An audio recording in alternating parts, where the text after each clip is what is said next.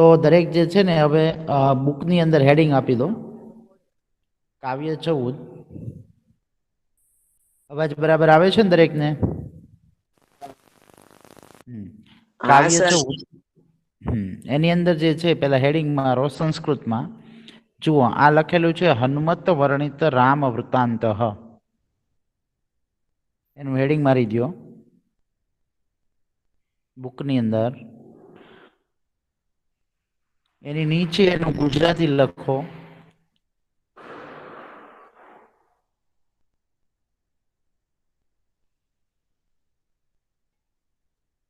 હનુમાને વર્ણવેલા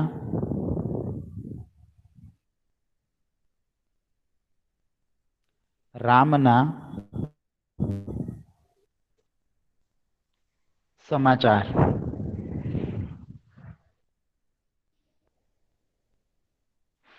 હનુમાને વર્ણવેલા રામના સમાચાર. આવું છે ને એનું ગુજરાતી થાય. આ જે 14મું કાવ્ય જે છે ને એનું હેડિંગ આપેલું છે હનુમત વર્ણિત રામ વૃત્તાંત. હનુમત એટલે કે હનુમાન, વર્ણિત એટલે કે વર્ણવેલા, રામ એટલે રામ, અને વૃત્તાંત એટલે સમાચાર. ઓકે, આ હેડિંગ જે છે એ યાદ રાખવાનું છે, ભૂલી નથી જવાનું. જેમ તમે પહેલા પાઠની અંદર 13મા પાઠમાં વારંવાર ભૂલી જતા હતા એમ ભૂલી નથી જવાનું. બરાબર છે? યાદ રાખવાનું છે. ફરી વખત કહું છું, હનુમત એટલે હનુમાન, વર્ણિત એટલે વર્ણવેલા, રામ એટલે રામ, અને સમાચાર એટલે સમાચાર. હનુમાને વર્ણવેલા રામના સમાચાર. બરાબર? હવે આપણે પ્રસ્તાવના તરફ આગળ વધીએ. પ્રસ્તાવના જુઓ બરાબર. સંસ્કૃત સાહિત્યમાં વાલ્મીકી આદિ કવિ છે. એટલે આપણને એમ પૂછ્યું હોય કે ભાઈ સંસ્કૃતમાં આદિ કવિ તરીકે કોણ પ્રસિદ્ધ છે? તો કે વાલ્મીકી. બરાબર? આની અંદરથી પણ પ્રશ્નો આવે છે. સંસ્કૃત સાહિત્યમાં વ્યાપક રીતે વપરાયેલા અને આજે પણ વપરાતા અનુષ્ટુપ છંદની અંદર આ એમણે નિષ્ણાંત હતા અને એમના તેઓ આવિષ્કર્તા છે. એટલે કે એમણે જે છે અનુષ્ટુપ છંદની અંદર પોતાના શ્લોકો, પોતાની રચનાઓ લખેલી છે. એવું મનાય છે કે રામાયણમ એમના આદિ કવિ હોવાના કારણે સંસ્કૃતનું આદિકાવ્ય અને ઋષિ હોવાને કારણે એને આર્ષ કાવ્ય પણ કહેવામાં આવે છે. આર્ષ કાવ્ય પણ જે છે એ એને કહેવાય છે. રામાયણ જે છે એની અંદર 7 કાંડ છે. કાંડ એટલે કે એના અલગ અલગ વિભાગ. બરાબર છે ને? જો જેમ કે અહીંયા આપણને કીધેલું છે કે ભાઈ પહેલો કાંડ આદિકાંડ છે અને છેલ્લો કાંડ છે એ ઉત્તરકાંડ છે. બરાબર? કુલ 7 કાંડની અંદર 7 કાંડ એટલે કે 7 વિભાગની અંદર વહેંચાયેલું છે. કુલ મળીને રામાયણની અંદર, રામાયણ નામનો જે ગ્રંથ છે એની અંદર 24,000 શ્લોકો છે. બરાબર? જેવી રીતે અહીંયા આપણને શ્લોક આપેલા છે એવા લગભગ 24,000 જેટલા શ્લોકો એની અંદર છે. અને 24,000 હોવાના કારણે થઈને એને એવું પણ કહેવામાં આવે છે ચતુર્વિંશતિ સહસ્ત્રી સંહિતા. બરાબર? રામાયણ જે છે એની અંદર 24,000 શ્લોક, એના કારણે થઈને એને ચતુર્વિંશતિ સહસ્ત્રી સંહિતા એવું પણ નામ આપવામાં આવેલું છે. પછી આગળની વાત, ત્રીજો પેરેગ્રાફ લઈએ. પ્રાચીન સમયમાં જ્યારે બધા ગ્રંથો હાથથી લખવામાં આવતા, કારણ કે પહેલા પ્રિન્ટિંગ મશીન નહોતા, બરાબર, ત્યારે લોકો જે છે એ કેવી રીતે લખતા? મોટા મોટા ગ્રંથો છે, બરાબર, પુસ્તકો છે, જે અત્યારે આપણે છપાઈને આવે છે, બરાબર, એ પહેલા હાથથી લખવામાં આવતા. અને ત્યારે આ રામાયણ નામનો જે ગ્રંથ છે એ પણ અનેક લિપિઓમાં, જુદી જુદી લિપિઓની અંદર હાથથી લખાતો રહ્યો. દેશ વિદેશમાંથી આવા અનેક હસ્તલિખિત ગ્રંથો ભેગા કરી અને એના ઉપરથી રામાયણનું એક સંસ્કરણ, બરાબર, પ્રાચ્ય વિદ્યા મંદિર મસ યુનિવર્સિટી એટલે મહારાજા સયાજીરાવ ગાયકવાડ યુનિવર્સિટી વડોદરા ખાતે તૈયાર કરવામાં આવ્યું. એટલે એક બધા અલગ અલગ ગ્રંથો હતા. એ બધા ગ્રંથો હસ્તલિખિત ગ્રંથો હતા. હસ્તલિખિત એટલે કે હાથથી લખેલા, બરાબર ને? એ અલગ અલગ જગ્યાએ હતા. તો એ અલગ અલગ જગ્યાએથી એ બધા ગ્રંથો ભેગા કરી અને એનો એક ગ્રંથ કરવામાં આવ્યો. બરાબર? ક્યાં? તો કે વડોદરા. બરાબર. ત્યાં જે યુનિવર્સિટી છે મહારાજા સયાજીરાવ ગાયકવાડ યુનિવર્સિટી, ત્યાં. હવે પાઠના સંદર્ભમાં જોઈએ, આ રામાયણ વિશે આપણે થોડુંક સમજ્યા કે ભાઈ રામાયણ ગ્રંથ છે, બરાબર, એના વિશે આપણે સમજ્યા કે ભાઈ આવી રીતે રામાયણ ગ્રંથ છે એ 7 કાંડની અંદર વિભાજિત છે. ઉપરાંત એને ચતુર્વિંશતિ શાસ્ત્રી સંહિતા પણ કહેવામાં આવે છે. એની અંદર 24,000 શ્લોકો છે. એ ઉપરાંત રામાયણ જે છે એની અંદરની વાત કીધી એ પ્રમાણે અલગ અલગ સ્થળે, બરાબર, એના ગ્રંથો હસ્તલિખિત ઉપલબ્ધ હતા. એ બધા ભેગા કરીને એક એનો ગ્રંથ બનાવવામાં આવ્યો.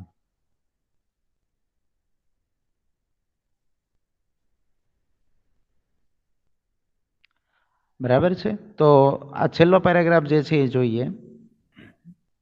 આ રામાયણ જે છે એની અંદરથી સુંદરકાંડ, એટલે કે અલગ અલગ જે વિભાગ છે ને એમાંનો એક વિભાગ છે સુંદરકાંડ.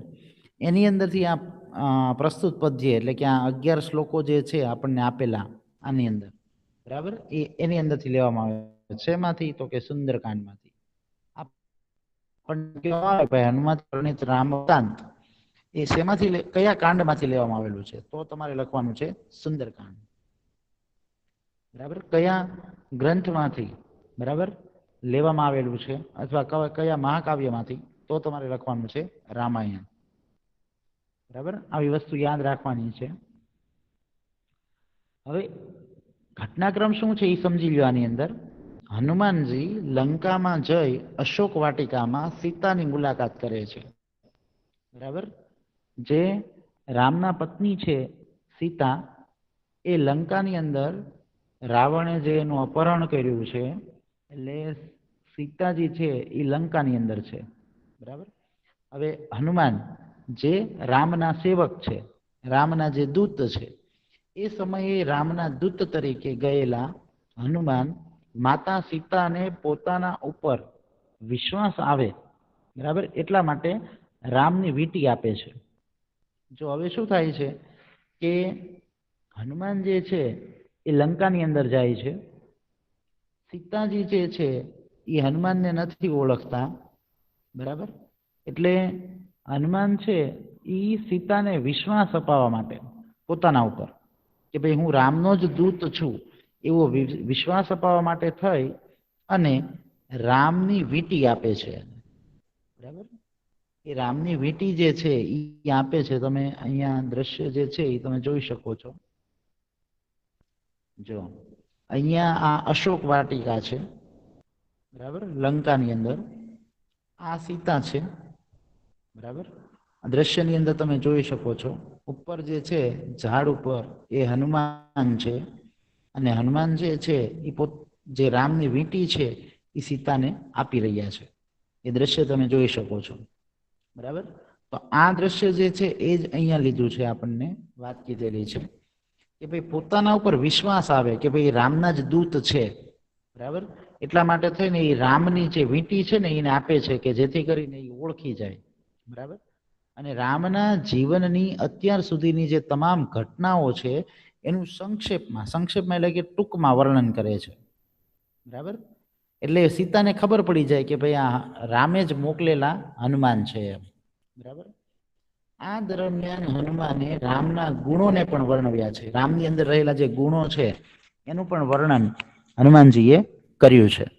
બરાબર, એટલે એ સીતા જે છે એને ખ્યાલ આવી જાય કે ભાઈ આ રામને સારી રીતે ઓળખે છે. આ ગુણોને કારણે રામ મહાન છે એ વાતને પણ અહીંયા ધ્યાનમાં રાખી આવા જે ગુણો જે છે એ પણ હોવા જોઈએ દરેકની અંદર, તો જ આપણે મહાન થઈ શકીએ. એ હકીકત આપણે આ પાઠની અંદરથી શીખવાની છે. પાઠની અંદર શું શીખવાનું છે એ તમે સમજી લો કે ભાઈ એક જેવા ગુણો જે છે એ રામની અંદર હતા એવા ગુણો જે છે ને આપણી અંદર પણ હોય. બરાબર ને, આપણી અંદર પણ એવા ગુણો જે છે એ આવે એવી વાત આપણને આ કાવ્યમાં શીખવાની છે. તમે જોઈ શકો છો 11 શ્લોક છે અલગ અલગ. તમારે આની અંદર ઘટનાક્રમ કયો જોવાનો છે? રામ ભગવાન જે છે એ જ્યારે વનવાસમાં ગયા એમણે કયા કયા કષ્ટ વેઠ્યા, બરાબર, એમની અંદર કયા કયા ગુણો હતા, તો એ રામ વિશેની વાતો જે છે, બરાબર ને, એનો ઘટનાક્રમ એ આપણે જોવાનો છે. જેવી રીતે વનની અંદર ગયા, બરાબર, દાખલા તરીકે અહીંયા જો એમ કીધું કે ભાઈ વનમાં ગયા, ત્યાં પછી એને શું કર્યું તો કે ભાઈ રાક્ષસો હતા એને મારી નાખ્યા, બરાબર. રાક્ષસોને મારી અને પછી સતત અને સતત આગળ વધતા એક ખરદૂષણ જે છે એ નામના રાક્ષસનો પણ વધ કર્યો, બરાબર. એને પણ મારી નાખ્યા. અને આવી રીતે જ્યારે ભટકતા હતા એ દરમિયાન સીતાનું અપહરણ થયું. એટલે સીતાનું અપહરણ કોણે કર્યું તો કે રાવણે. એટલે રાવણે સીતાનું અપહરણ કર્યું અને એના કારણે થઈ અને રામ જે છે એને વાનરોની મદદ લીધી. જે સુગ્રીવ ને બધા હતા વાનરો, બરાબર ને, એની મદદ લીધી અને વાનરોના જે છે એના સહયોગથી, એના સાથ સહકારથી એ લંકા પહોંચ્યા, બરાબર.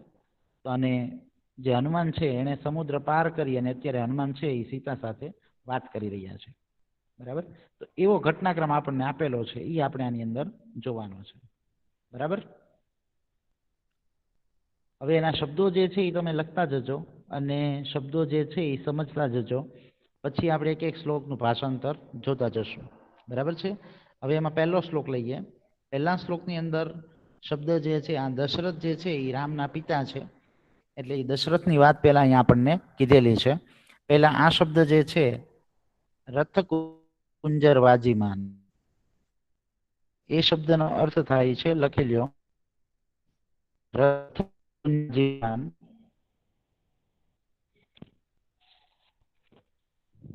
એટલે કે રથો, હાથીઓ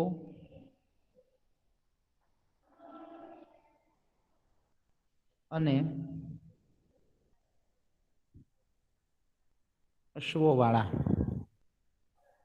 અશ્વવાળા અથવા ઘોડાઓવાળા, બરાબર. આ પહેલો શ્લોક, સોરી પહેલો શબ્દ રથ કુંજર વાજીમાન એટલે રથો, રથનું રથ, જો અહીંયા પહેલો શબ્દ છે રથ, બીજો શબ્દ છે કુંજર, કુંજર એટલે હાથી, અને વાજીમાન, વાજીમાન એટલે કે અશ્વો, ઘોડા. જો ત્રણે ત્રણ શબ્દ બરાબર યાદ રાખજો, પૂછાઈ શકે એવા છે.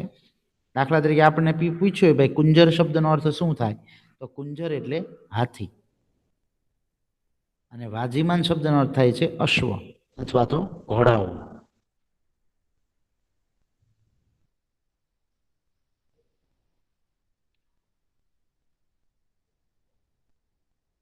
પછી નીચેની લીટીમાં પુણ્યશીલ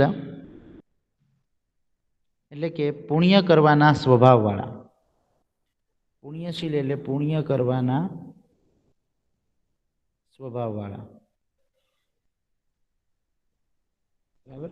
જે પુણ્ય કરવાના સ્વભાવવાળા છે એવા જે પુણ્યશીલ છે. તમે પુણ્યશીલ લખો તો પણ ચાલે, અથવા તો પુણ્ય કરવાના સ્વભાવવાળા.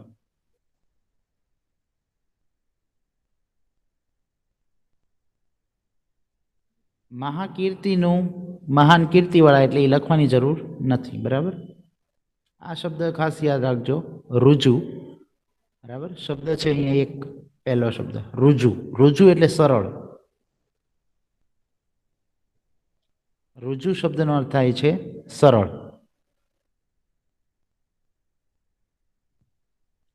જે સરળ સ્વભાવના હોય એવા એમ, બરાબર.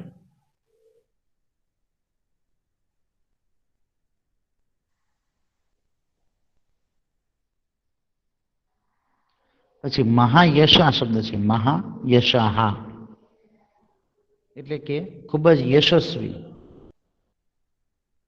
ખૂબ જ જે યશસ્વી હોય, બરાબર ને, પ્રસિદ્ધ હોય એવા,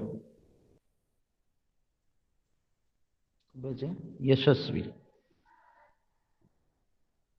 આ બધા છે ને ખાલી ગુણો લઈ અને છેલ્લે એટલું જ લખી નાખવાનું, એટલે દશરથ નામના રાજા જે છે એની અંદર આ બધા ગુણો હતા એમ, ખાલી એટલું જ છે પહેલા શ્લોકમાં. દરેકમાં બે જ લીટી હશે, બરાબર. સમજીએ ભાષાંતર. જો અહીંયાથી સ્ટાર્ટ કરવાનું, દશરથનું દશરથ લેવાનું છે એટલે આપણે લખ્યું નથી, રાજાનું રાજા અને નામ એટલે નામના, એટલે અહીંયા એટલું લેવાનું છે દશરથ નામના રાજા, બરાબર. પછી રથ એટલે કે રથો, કુંજર એટલે કે હાથીઓ, વાજીમાન એટલે કે ઘોડાઓ વાળા, એટલે આની આગળ ઘણા બધા રથો, ઘણા હાથીઓ અને ઘોડાઓ હતા એમ, બરાબર. પુણ્યશીલ, પુણ્યશીલ એટલે પુણ્ય કરવાના સ્વભાવવાળા, મહાકીર્તિ એટલે મહાન કીર્તિવાળા. કીર્તિ એટલે જેની પ્રસિદ્ધ હોય ને, બરાબર, ચારે બાજુ જેની કીર્તિ પ્રસિદ્ધ હોય એવા, એટલે મહાન કીર્તિવાળા. રુજુ, રુજુ એટલે સરળ, બરાબર. રુજુ રાશિ શબ્દ જે છે એ ભેગો આવે. રુજુ રાશિ એટલે કે સરળ સ્વભાવવાળા, બરાબર. અને મહાશયા, મહાશયા એટલે કે ખૂબ જ યશસ્વી, અને ત્યાં પછી વાક્ય પૂરું કરવાનું હતા. ફરી વખત, દશરથ નામના રાજા રથો, હાથીઓ, ઘોડાઓવાળા, પુણ્ય કરવાના સ્વભાવવાળા, મહાન કીર્તિવાળા, સરળ અને ખૂબ જ યશસ્વી હતા. ઓકે, સમજાણો પહેલો શ્લોક? પહેલો શ્લોક અહીંયાથી સ્ટાર્ટ થાય છે ને અહીંયા પૂરો થાય છે, બરાબર. શ્લોકનો નંબર તમને છેલ્લે આપેલો હશે, જ્યાં જે શ્લોક પૂરો થતો હશે ત્યાં. હવે શ્લોકમાં ન સમજાણું હોય તો પૂછી લ્યો, પહેલા એક વખત વાંચી લ્યો. ન સમજાણું હોય તો પૂછી લ્યો.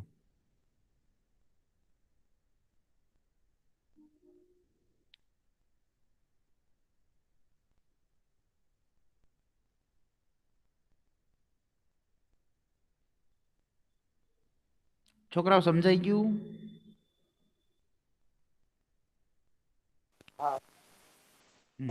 બરાબર. શબ્દો જે છે એને ખાસ ધ્યાનમાં રાખજો, એટલે તમને શ્લોક આરામથી સમજાઈ જશે, બરાબર. શબ્દો આવડતા હોય એટલે આ સળંગ જ શ્લોક છે આમ નામ, બરાબર. ઓકે, બીજો શ્લોક જોઈએ. બીજા શ્લોકની અંદર જે છે, બરાબર, એ પણ તમારે શબ્દો પહેલા ધ્યાનમાં રાખો એટલે તમને ભાષાંતર જે છે એ સરળતાથી આવડી જાય. હવે બીજા શ્લોકની અંદર શું છે કે હવે દશરથ જે છે ને એ રામના પિતા છે. એટલે પહેલી વાત કોની કરી? દશરથ. કે દશરથની અંદર છે ને આવા આવા ગુણો હતા. હવે દશરથ રાજા છે એના પુત્રનું નામ છે રામ, બરાબર. દશરથ રાજા એના પુત્રનું નામ રામ છે. હવે એ રામની વાત કરીએ તો એની અંદરના જે આ ગુણો છે ને એ આપણને આપેલા છે. હવે કયા ગુણો છે જોઈએ. જો અહીંયા આપણને એવું કીધું છે કે ભાઈ રામ નામનો એમનો પુત્ર છે, જ્યેષ્ઠ. જ્યેષ્ઠ એટલે મોટો પુત્ર. એનો એક દીકરો છે, મોટો દીકરો, એનું નામ છે રામ, બરાબર. હવે એના મુખની વાત કીધી છે. એનું મુખ કેવું છે? તો કે ચંદ્ર જેવું, ચંદ્ર જેવું મુખ. પછી વિશેષજ્ઞ એટલે વિશેષ જ્ઞાન ધરાવનાર, અને સર્વ ધનુષ્મતામ એટલે બધા ધનુર્ધારીઓમાં શ્રેષ્ઠ, એટલે ધનુષ્ય ચલાવવામાં જે હોશિયાર છે, નિપુણ છે એવા, એમ, બરાબર. શબ્દો જે છે એ તમે લખી લ્યો. જ્યેષ્ઠ, જ્યેષ્ઠ એટલે સૌથી મોટો પુત્ર.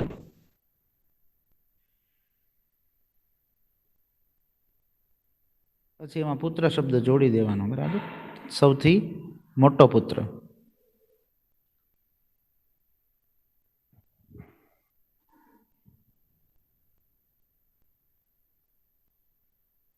સૌથી મોટો પુત્ર. આ શબ્દ જે છે એ આપણને પૂછાય પણ છે, ધ્યાન રાખજો. અને પ્રશ્નની અંદર પણ છે, MCQમાં આવડવા. તારાધીપ નિભાનન, એનું ગુજરાતી લખાવું છું. પેલા શબ્દ લખી લો, તારાધીપ નિભાનન.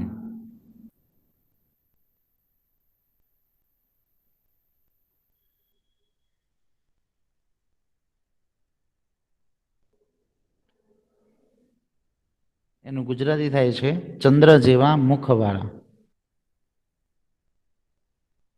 ચંદ્ર જેવા મુખવાળા.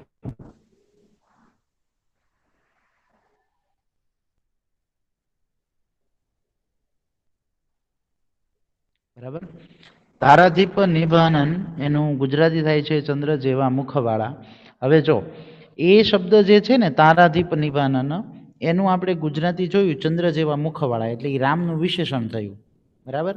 હવે એનું બીજું ગુજરાતી એવું થાય છે કે તારાઓના અધિપતિ, એટલે તારાઓ જે છે, બરાબર, એનો અધિપતિ, એટલે એમાં મુખ્ય મુખ્ય કોણ છે તારાઓનો અધિપતિ? તો કે ચંદ્ર, બરાબર ને. એ ચંદ્રની વાત છે કે તારાઓના અધિપતિ ચંદ્ર, એમ, એવો અર્થ પણ લેવાનો છે. હવે આગળ વધીએ. નીચેની લીટીમાં વિશેષજ્ઞ, વિશેષજ્ઞ એટલે વિશેષ જ્ઞાન ધરાવનાર. વિશેષ જ્ઞાન ધરાવનાર. વિશેષજ્ઞ શબ્દનો અર્થ થાય છે વિશેષ જ્ઞાન ધરાવનાર.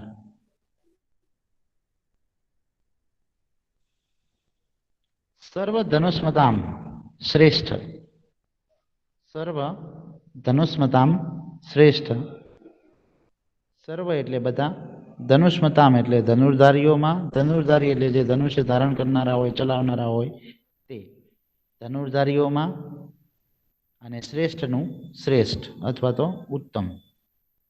બરાબર, બધા ધનુર્ધારીઓમાં શ્રેષ્ઠ, જે બધા ધનુર્ધારીઓમાં ઉત્તમ હોય ને બાણ ચલાવવામાં એવા. ઓકે, તો થઈ ગયા આ બધા એના વિશેષણ થઈ ગયા. કયું વિશેષણ? એક તો મોટા પુત્ર, બરાબર, પ્રિય, પ્રિય અને મોટા.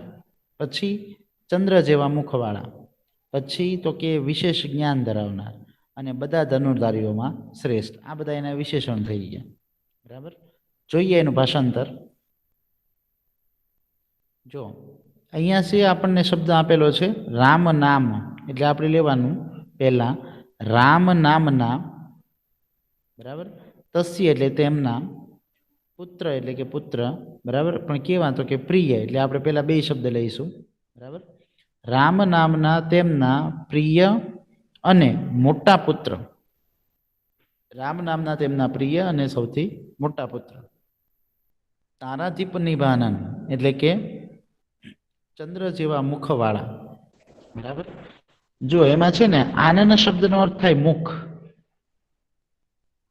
તારા અધિપતિ એટલે જે તારાધીપ શબ્દ છે ને એનો અર્થ થાય તારાઓનો અધિપતિ એટલે ચંદ્ર. અને આનંદ શબ્દ, આનંદ શબ્દનો અર્થ થાય છે મુખ. બરાબર, એટલે ચંદ્ર જેવા મુખવાળા. પછી નીચે લીટીમાં વિશેષજ્ઞ એટલે વિશેષ જ્ઞાન ધરાવનાર.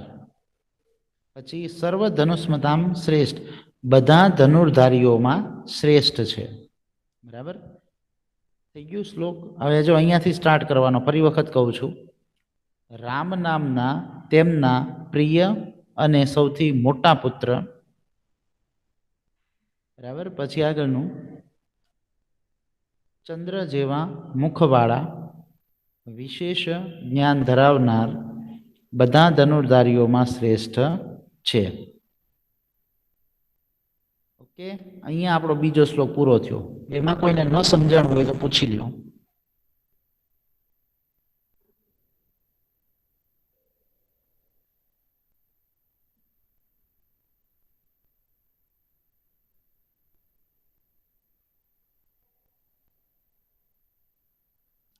છોકરાઓ બીજા શ્લોકમાં કાંઈ ન સમજાણું હોય તો પૂછી લ્યો.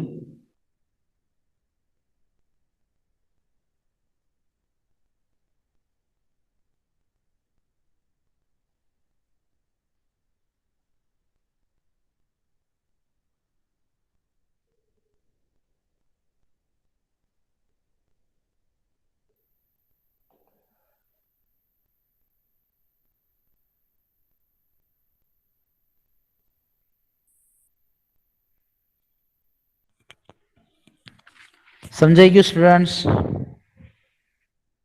હલો હલો, બીજા શ્લોકમાં સ્ટુડન્ટ્સ ન સમજાણું હોય તો પૂછી લ્યો, એક વખત વાંચી લ્યો. ન સમજાણું હોય તો પૂછી લ્યો.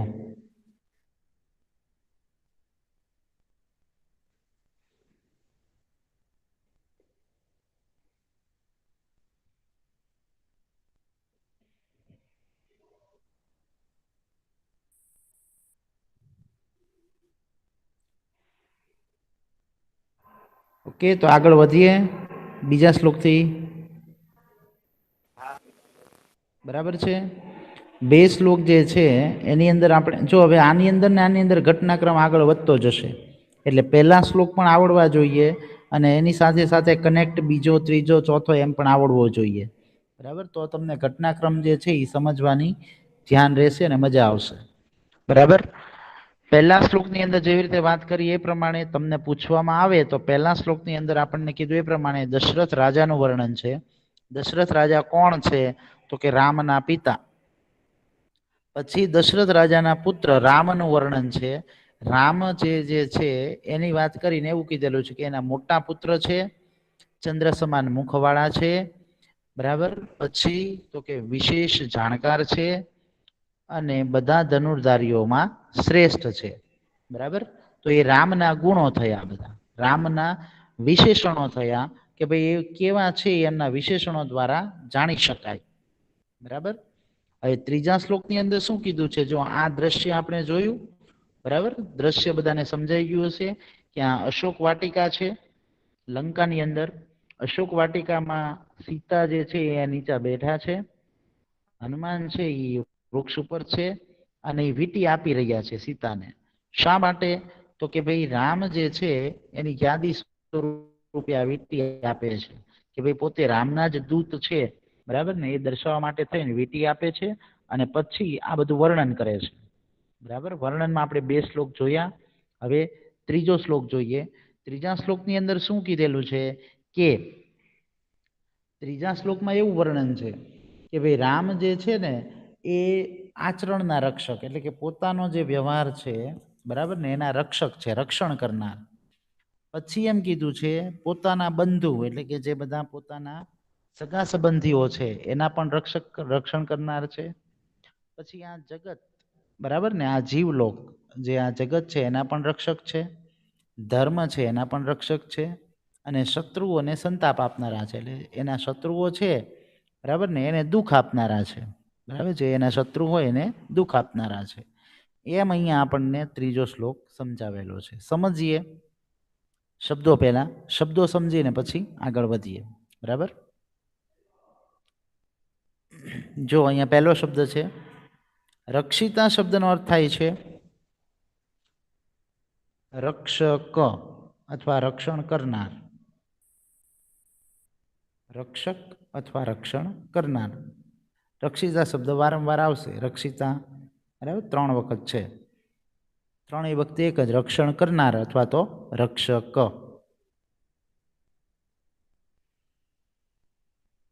પછીનો શબ્દ છે સ્વસ્ય વૃત્તસ્ય,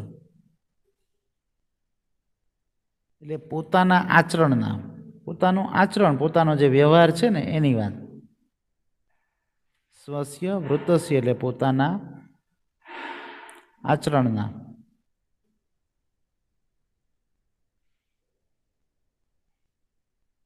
પોતાના આચરણના.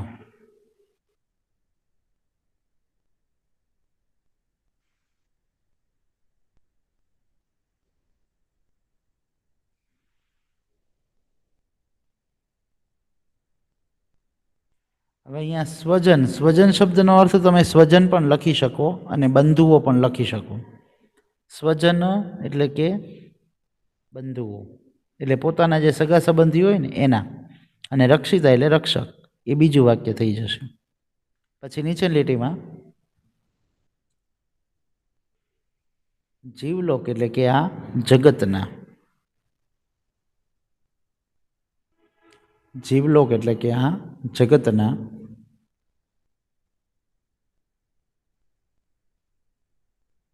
ધર્મસી એટલે ધર્મના, એ તો આવડે. આ શબ્દ ખાસ યાદ રાખજો, પરમ તપઃ. પરમ તપઃ એટલે કે શત્રુઓને પીડા આપનાર. એટલે એનો જે શત્રુ હોય, એટલે કે જે લોકો માટે જે છે અત્યાચાર કરનાર હોય, બરાબર, લોકોને દુઃખ આપનાર હોય, એ એનો શત્રુ છે. એટલે એ શત્રુઓને પીડા આપનાર છે. પીડા અથવા તો અહીંયા આપણને જેમ શબ્દ આપ્યો છે, બરાબર, કે શત્રુઓને સંતાપ આપનાર, એમ પણ લખી શકો. પીડા અથવા તો સંતાપ. શત્રુઓને પીડા આપનાર છે અથવા તો સંતાપ આપનાર છે. જો હવે આની અંદર પણ એના ગુણો આવ્યા. કયા કયા? તો કે સ્વસ્ય વૃત્તસ્ય, પછી સ્વજનસ્ય, પછી જીવલોકસ્ય, ધર્મસ્ય અને પરમ તપઃ. એ બધા એના ગુણો છે. એમાં એક ગુણ શું કીધું છે? પોતાના આચરણના રક્ષક. રક્ષિતા એટલે રક્ષક, એટલે જે પોતાના આચરણ પોતાનો વ્યવહાર છે ને એનું જે રક્ષણ કરનાર છે એવા, એટલે પોતાના આચરણના રક્ષક. બીજું સ્વજનસ્ય અપી રક્ષિતા, એટલે સ્વજનોના પણ રક્ષક અથવા તો પોતાના બંધુઓ છે એના પણ રક્ષક. બરાબર, એટલે આ એક અને આ બે થઈ ગયું કે પોતાના આચરણના રક્ષક, બરાબર, સ્વજનોના પણ રક્ષક. નીચેની લીટી જીવલોકસ્ય રક્ષિતા, એટલે જીવલોકના રક્ષક, એટલે અથવા તો તમે એમ પણ લખી શકો જગતના રક્ષક. આ જે જગત છે એનું જે રક્ષણ કરનાર છે એવા. ધર્મસ્ય ચ પરમ તપ, ધર્મ એટલે કે ધર્મના અને, એટલે ધર્મના રક્ષક, એમ ધર્મના રક્ષક અને શત્રુઓને સંતાપ આપનાર છે. બરાબર, પરમ તપઃ એટલે કે શત્રુઓને સંતાપ આપનાર છે અથવા તો શત્રુઓને પીડા આપનાર છે. પીડા અથવા તો સંતાપ જે લખો એ. ઓકે, શત્રુઓને સંતાપ આપનારા છે અથવા શત્રુઓને પીડા આપનારા છે. એટલે જો આની અંદર જે છે એ ભાષાંતર આપણે જોયું એ પ્રમાણે કે પોતાના આચરણના રક્ષક, પોતાના સ્વજનોના રક્ષક, જીવલોકના રક્ષક, ધર્મના અને, એટલે ધર્મના રક્ષક અને શત્રુઓને સંતાપ આપનારા છે. ઓકે, ત્રીજા શ્લોકમાં હવે કઈ ન સમજાણું હોય તો પૂછી લ્યો. જો બબ્બે લીટીના જ ભાષાંતર છે. ભાષાંતર જે છે એ આપણે પરીક્ષાની અંદર પણ આપણે પૂછવાના છીએ. તમને ખબર છે કે એની અંદર જે છે એ ડિસ્ક્રિપ્ટિવ પણ આપણને પૂછાવાનું છે, એટલે આપણે ભાષાંતર પૂછશું. બરાબર, એ ભાષાંતર જે છે એ તમારે લખવાનું છે. ભાષાંતર શુદ્ધ ગુજરાતીની અંદર જેવી રીતે આપણને ખબર છે કે ભાઈ ગુજરાતી જે છે એ લેંગ્વેજ આપણને મોબાઈલની અંદર આવે છે, તો ગુજરાતીની અંદર લખવાનો પ્રયત્ન કરવાનો પૂરેપૂરો. ભાષાંતર જે છે એ ગુજરાતીમાં લખો તો એની અંદર તમને કોઈ ભૂલ હોય તો પણ તમારે જોઈ લેવાની એક વખત. એક વખત દાખલા તરીકે ભાષાંતર તમે ગૂગલ ફોર્મની અંદર લખો છો, તો ભાષાંતર લખો એ પછી એક વખત બરાબર આખું ભાષાંતર વાંચી અને ચેક કરી લેવાનું. બરાબર, ઘણી વખત જે છે અમુક શબ્દો આપોઆપ એની અંદર ઓટો આવી જતા હોય. બરાબર, તો અમુક શબ્દ જે છે એ પોતાની રીતે આવી જતા હોય. એટલે દાખલા તરીકે આપણે લખવા કંઈક જતા હોય, બરાબર, આપણે રક્ષક લખવા જતા હોય અને એની જગ્યાએ કંઈક બીજો શબ્દ આવી જતો હોય, તો આખું વાક્ય બદલાઈ જાય અને એના કારણે થઈને તમારું વાક્ય ખોટું પડે. બરાબર, તો એવી રીતે વાક્ય આખું બદલાઈ જતું હોય તો એ ધ્યાન રાખવાનું. બરાબર, ઘણી વખત એક શબ્દના કારણે આખું વાક્ય ચેન્જ થઈ જતું હોય, એટલે લખી આખું ભાષાંતર જ્યારે લખી લ્યો પછી એક વખત બરાબર જોઈ લેવાનું. બરાબર, આખું વાંચી લેવાનું. જ્યારે ગૂગલ ફોર્મની અંદર તમે ટેસ્ટ આપતા હોય, બરાબર, ત્યારે આખું વાક્ય જે છે એ તમે પૂરું કરો એટલે એક વખત જોઈ લેવાનું કે ભાઈ વાક્યની અંદર કાંઈ શબ્દમાં ભૂલ નથી ને. બરાબર, રસ્વઈ દીર્ઘઈ પૂર્ણવિરામ અલ્પવિરામ એની કાંઈ ભૂલ નથી એ જોઈ લેવાનું ખાસ. બરાબર, ઓકે, ચાલો હવે ત્રીજામાં કોઈને પ્રશ્ન હોય તો પૂછી લ્યો. શ્લોક નંબર 3. છોકરાઓ તમારે પ્રશ્ન છે ત્રીજામાં કાંઈ?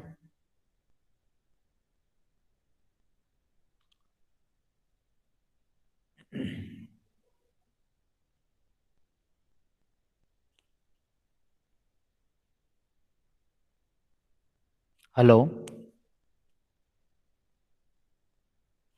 Hello students, hello.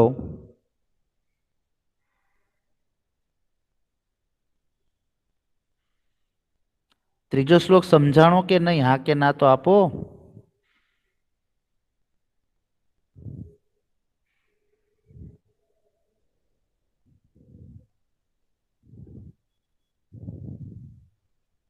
Yes, sir. હા,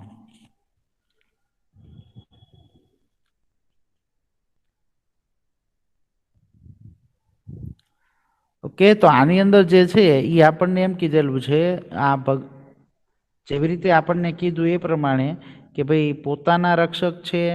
બરાબર, એટલે કે પોતાનું જે આચરણ છે ને એના રક્ષક. આચરણ એટલે કે વર્તણૂક, જે આપણે વર્તન કરતા હોઈએ, જે વ્યવહાર કરતા હોઈએ એનું. પછી સ્વજન એટલે કે જે આપણા સ્વજનો હોય છે, સગા સંબંધીઓ, એના પણ એ રક્ષક છે.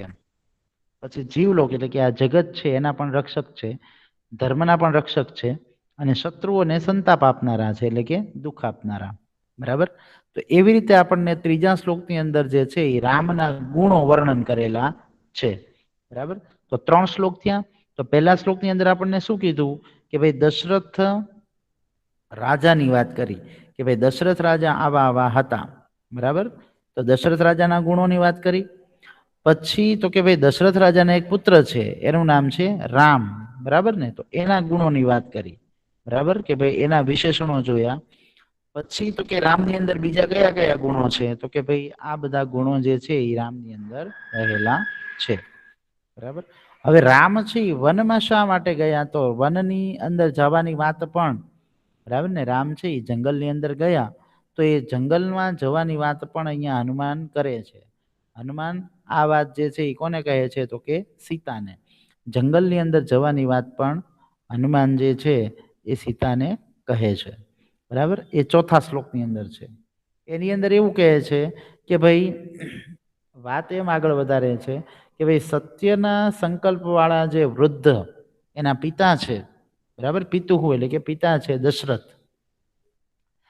એમને એને કહ્યું. બરાબર ને. દશરથ રાજાએ એટલે કે રામના પિતાએ રામને એવું કહ્યું. બરાબર ને કે ભાઈ એના સત્ય વચન બરાબર એના કહેવાથી કે ભાઈ તમે જંગલમાં જતા રહો. ત્યારે રામ જે છે એ પત્ની એટલે કે એની પત્ની સીતા સાથે અને ભાઈ જે છે લક્ષ્મણ એની સાથે વનમાં ગયા. એટલે એ વાત અહીંયા કરે છે ઘટનાક્રમ કે ભાઈ વનમાં શા માટે રામ વનમાં શા માટે ગયા તો એ વર્ણન જે છે અહીંયા હનુમાન કરે છે. બરાબર કે જેથી કરી અને એને સીતાને પણ ખ્યાલ આવે કે ભાઈ આ હનુમાનને બધી જ ખબર છે. બરાબર. તો એ ચોથા શ્લોકમાં વર્ણન કરેલું છે. તો એના શબ્દાર્થ છે એ લખો પહેલા.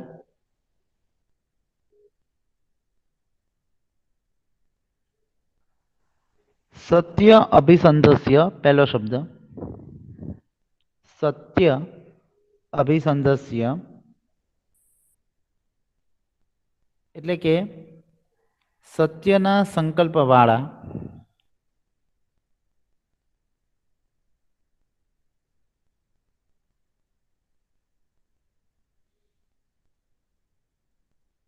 સત્ય અભિસંધસ્ય એ શબ્દનું ગુજરાતી થાય છે સત્યના સંકલ્પવાળા.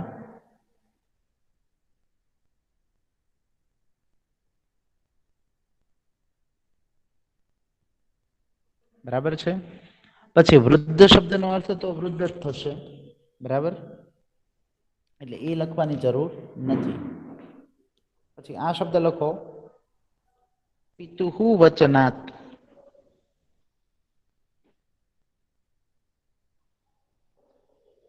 પિતુહુ વચનાત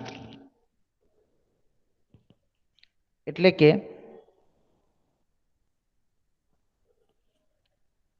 પિતાના કહેવાથી.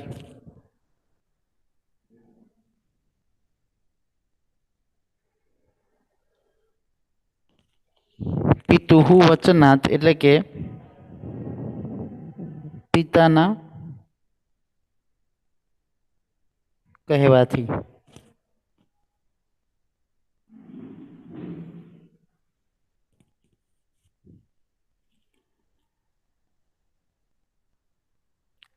સભાર્ય જો અહીંયા શબ્દ છે સોરી સભાર્ય એટલે કે પોતાની પત્ની.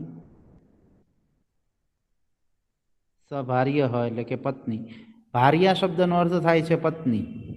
બરાબર. અહીંયા સભાર્ય શબ્દ આપેલો છે એટલે કે પોતાની પત્ની. સહ એટલે સાથે. સહ એટલે સાથે.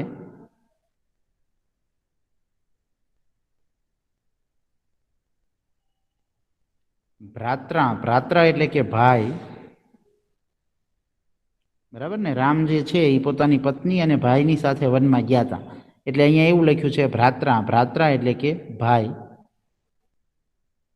અને છેલ્લો શબ્દ છે વનમ પ્રવ્રજિતો. વનમ પ્રવ્રજિતો એટલે કે વનમાં પ્રસ્થાન કર્યું. વનમ એટલે વનમાં અને પ્રવ્રજિતો એટલે પ્રસ્થાન કર્યું અથવા તો ગયા.